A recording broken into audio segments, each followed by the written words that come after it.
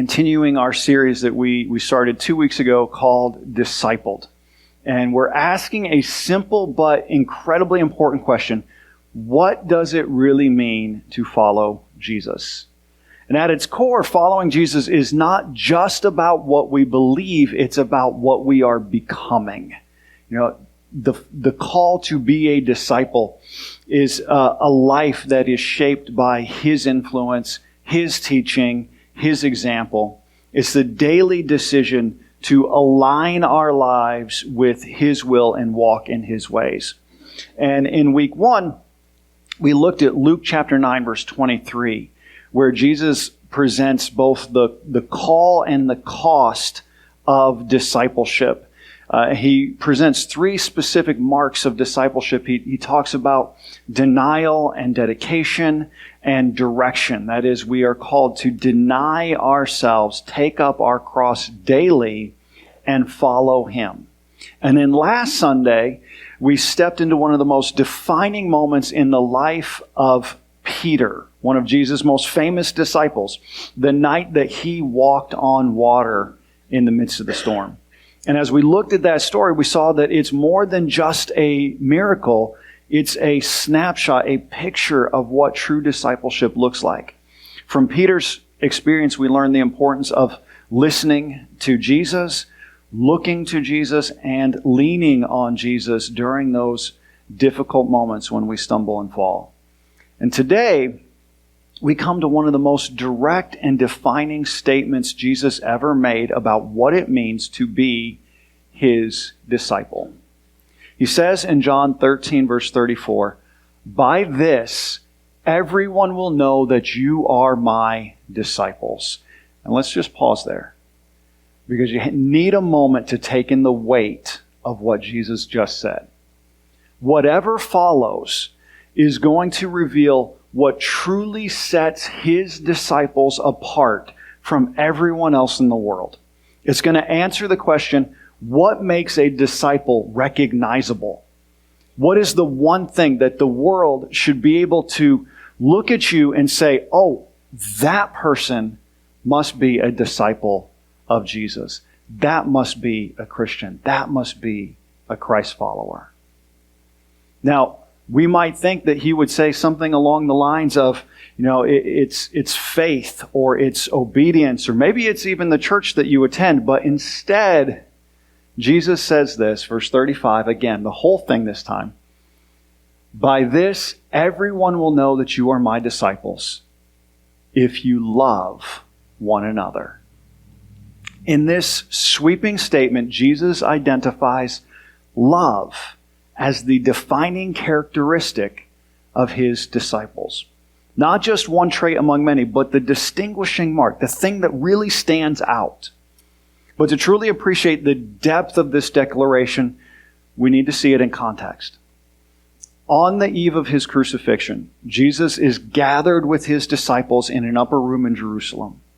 The cross is just hours away, and the weight of what's coming sits in the room with them.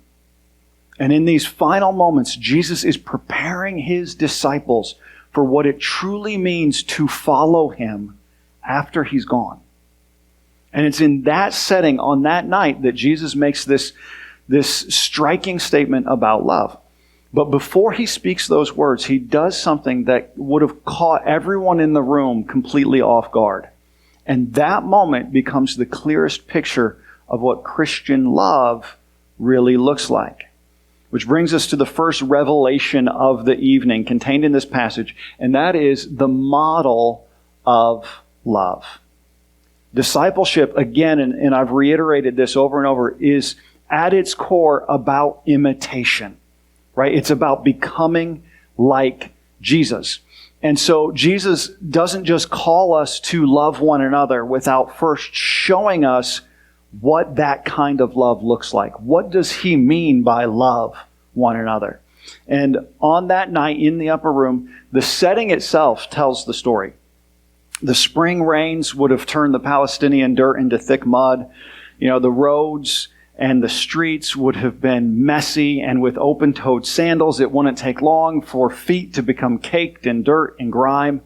And that's why it was customary for a servant to be present to wash the feet of guests before they reclined at the table. But when the disciples entered the room, something was missing.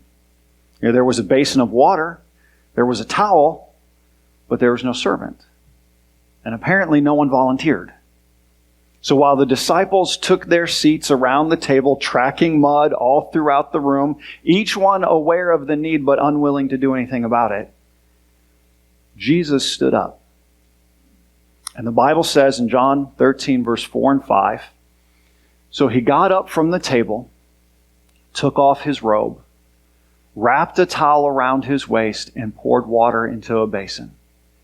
Then he began to wash the disciples' feet, drying them with the towel that he had around him. Just pause and picture that.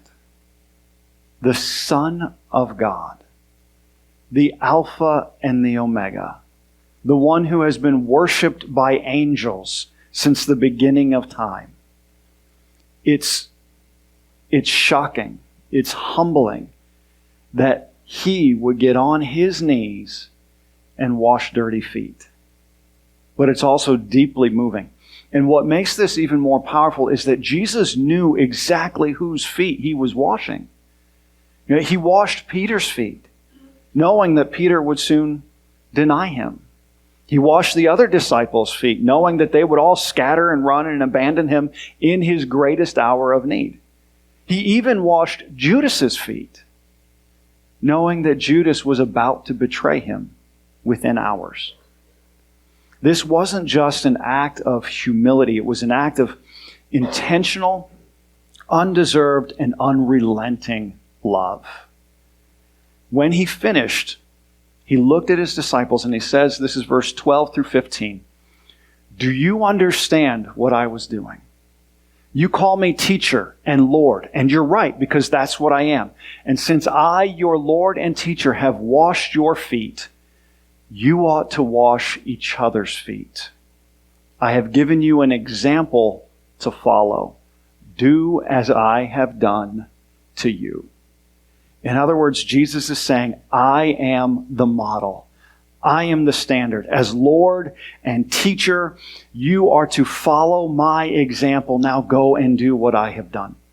This is the very heart of discipleship. Jesus shows us how to live, and we pattern our lives after him. He leads, we follow. And if we're honest, this is where it gets challenging, because this kind of love runs directly against our instincts. We tend to look for recognition. We avoid inconvenience. We protect ourselves from getting hurt. But Jesus shows us a different way. This isn't a sappy, sentimental kind of love. This isn't the love of the world, the love is love sort of mentality. This is a love that is selfless, sacrificial, and shows itself through service. If we want to be discipled, we don't just admire this moment. We imitate it. We replicate it. We step into it. We begin to ask, who can I serve? Where can I lower myself in order to lift someone else up? Jesus has given us the model, and that leads us directly into the next truth. It's not just something he showed us, it's also something he commanded of us. And that brings us to the mandate of love. Not only did Jesus model love, he mandates it. Following this, what must have been the most deeply impactful moment in some of these disciples' lives, Jesus turns from demonstration to declaration. After washing their feet, he looks at his disciples. He gives them a clear and direct command. This is verse 34. "I give you a new command. Love each other. You must love each other as I have loved you." Now that word command is important. Jesus is not offering a suggestion here. He's not giving helpful advice or a general principle to consider. He is issuing a directive to every person who claims to follow him. If we call ourselves disciples of Christ, then loving one another is not optional. It's mandatory. It's essential. And notice the standard he sets. Jesus doesn't say, love each other when it's easy, or love each other when you feel like it. He says, love each other as I have loved you. That raises the bar. It leaves the room, it leaves no room for a shallow, self-centered definition of love. We're called to love with the same kind of humility and sacrifice and patience and grace that Jesus has shown us. And as this conversation deepens, because they continue to talk about what it means to love throughout the night, and Jesus even makes the point later on that the greatest love is to lay down your life for your friends. And that's what he then does for them on the cross. This is a love that most people don't even comprehend. And when you think back to what just happened in that room, the weight of this command becomes even clearer. Jesus had just washed the feet of men who would fail him and abandon him and in one case at least betray him. And then he turns around and says, this is the standard. This is how you love one another. That kind of love breaks through all the limits that we tend to place on it. It moves beyond convenience. It goes past our comfort. It refuses to be restricted by whether or not someone deserves to be loved. Jesus calls us to a love that is steady and sacrificial and intentional and given specifically to people who don't deserve it. This is where many of us struggle because we tend to think of love as primarily a feeling, right? We talk about falling in love or feeling love for someone as if it's just something that happens to you. But while emotions can certainly be a part of love, that's not the foundation of it. Biblically speaking, love is first and foremost a decision. It's a constant or a conscious choice to act for the good of someone else. It's choosing patience when you feel irritated. It's choosing kindness when it would be easier to be harsh. It's choosing forgiveness when everything inside of you wants to hold on to the offense. Love becomes real not when it's felt, but when it's lived out. That's why Jesus can command it. He's not commanding you to feel a certain way. He's commanding you to live a certain way. And if we're honest, that kind of love does not come natural. Left to ourselves, we tend to love very selectively.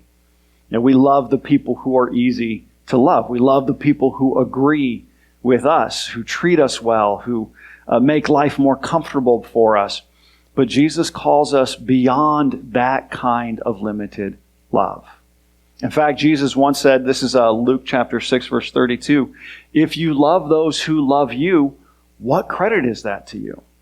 Even sinners love those that love them. It's easy to love people who treat you lovingly. But instead, Jesus calls us to love like he does. That means loving people who are difficult. It means serving when it's inconvenient. It means extending grace when it isn't earned. It means choosing humility over pride and forgiveness over resentment. And that is not an easy command, but it is a clear one. And this is where discipleship becomes very practical. It moves from the realm of ideas and into the realm of everyday relationships. It shows up in how we speak to one another and how we respond to conflict with other people inside the church and outside of it. It shows up in how we treat those who disappoint us and how we care for those who are in need. Jesus has shown us what love looks like. And it wasn't just this one act, but all throughout his ministry, all throughout his life, he showed us what love looked like. And ultimately, he did so on the cross. And then he commands us to love like him. And when we do, something powerful begins to happen. And that brings us back to the mark of love. the mark of love. This brings us full circle to where we began. After demonstrating what love looks like and commanding his followers to live that out in their own lives, Jesus makes this defining statement. Again, verse 35, your love for one another will prove to the world that you are my disciples. In other words, this is how people will know. Not by what we claim, not by what we post, not even by what we say we believe. Rather, Jesus says the distinguishing mark of a true disciple is how they love. And that's a sobering thought, because often we assume the world will recognize us by other things, right? Maybe it's the church that we attend, or our biblical knowledge, or our ability to share the gospel, or all the different posts we make about Jesus online. And while those things matter, Jesus points us to something much deeper and more visible. He says it's our love for one another. In their book, Falling in Love with Jesus, Dee Breston and Kathy Tricoli put it this way: what arrests people, what causes us to stand out from the world, is not our convictions, as important as those things are. It is love. And when we can live a life of love, the world sits up and takes notice. When people see a community marked by genuine care and humility and forgiveness and sacrifice, it stands out. It's different. It's compelling. And that's exactly what Jesus intended the church to be. The early church gives us a glimpse of this. In a world divided by status and ethnicity and power, Christians came together from radically different backgrounds in a way that was unique in their world. They cared for one another. They shared what they had. They served the weak and the overlooked. People noticed. Their love became their testimony to the world. And that's still true today. You know, we live in a world that is often marked by division and outrage and harshness. People are quick to argue and quick to label and slow to listen. And in that kind of environment, love stands out. Not shallow or sentimental kind of love. Again, not the kind of love that the world often talks about, but the kind of love that Jesus demonstrated. Truthful, humble, patient, sacrificial. That doesn't mean that we abandon truth, by the way. It means we embody it the way that Jesus did. Scripture calls us to speak the truth in love in Ephesians 4:15. That means that our words and our actions reflect both grace and truth. It means that we care more about winning people than we do about winning arguments. It means that we serve before we correct, and we listen before we respond. Because at the end of the day, people may argue with our beliefs, but they cannot ignore how we love. And that's the challenge for us as a church, as disciples of Christ. When people look at our lives, when they look at our relationships, when they look at our community, do they see the kind of love that points them to Jesus? Do they see patience? Do they see kindness? Do they see humility? Do they see forgiveness? Do they see a willingness to serve? Or do they see something that looks just like the rest of the world? Jesus says that love is the mark of true discipleship. It's the visible evidence that we belong to Him and we follow Him. So as we step back and we look at this whole scene that played out that night, the picture becomes clear. Jesus has shown us the model of love. A love that's humble, that serves others, that gives without hesitation or reservation. He's given us the mandate of love, a clear command to love one another, not casually or conditionally, but in the same way that He loved us. And He defined the mark of love as the visible evidence that we truly belong to Him. This is what discipleship should look like. Its ultimate end. It's not just what we know. It's not just what we say we believe. It is the kind of life we live and the kind of love that we show. A disciple of Jesus is someone who is becoming like Jesus. And nothing reflects that transformation more clearly than loving people like Jesus. But here's the reality. This kind of love was never meant to be kept within our own hearts. It was never meant to be kept within the walls of a church.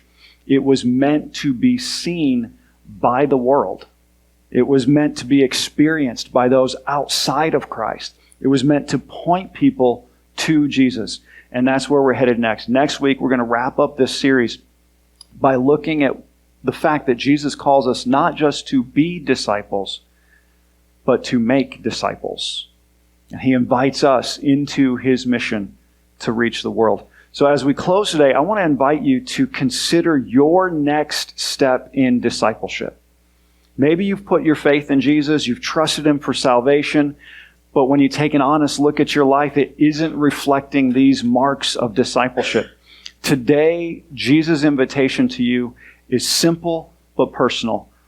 I have given you an example to follow. Love each other as I have loved you. If you're ready to answer that call and you'd like someone to pray with you or to talk with you or to help you take that next step, whatever it is, I'd be honored to walk with you through that. Just come forward while we stand and sing together. Let's sing, church.